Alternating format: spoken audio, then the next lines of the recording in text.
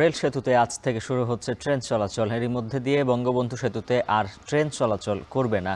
Schedule অনুযায়ী 10টায় রাজশাহী থেকে ছেড়ে আসা সিল্ক সিটি ট্রেনটি সেতু পার হবে। এরপর থেকে উদ্বোধনের আগ পর্যন্ত সকল ট্রেন পর্যায়ক্রমে রেল সেতু দিয়ে পারাপার হবে। এ বিষয়ে বিস্তারিত জানাতে সিরাজগঞ্জ থেকে যুক্ত আছেন সহকর্মী রিফাত রহমান। রিফাত, জানাবেন কখন থেকে ট্রেন চলাচল শুরু হবে আর কতগুলো ট্রেন চলাচল করবে? নবনির্মিত দেশের দীর্ঘতম এই যমুনা রেল সেতু দিয়ে আজ যাত্রীবাহী কিন্তু প্রথমবারের মতো পারাপার হবে। শিডিউল অনুযায়ী 10টা 25 মিনিট কিন্তু সিল্ক সিটি যে ট্রেনটি রয়েছে রাজশাহী থেকে ছেড়ে আসবে এবং 10টা 25 মিনিটে কিন্তু এই যমুনা রেল সেতু পারাপার হওয়ার কথা কিন্তু আমাদেরকে জানিয়েছে প্রকল্প সংশ্লিষ্টরা।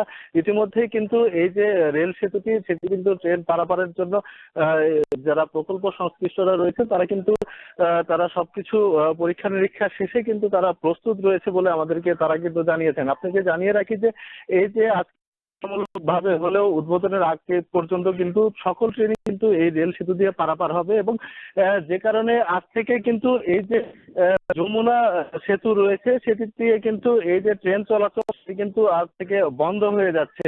অর্থাৎ কিছুক্ষণ আগে আমরা দেখেছি যে 10টার সময় কিন্তু রাস্তা থেকে ছেড়ে এসে এই যমুনা সেতু দিয়ে অতিক্রম করেছে। এর মধ্যে দিয়ে কিন্তু এই যে যমুনা যমুনা রেল সেতুতে ট্রেন চলাচলের খবর জানাচ্ছিলেন সহকর্মী রিফাত রহমান।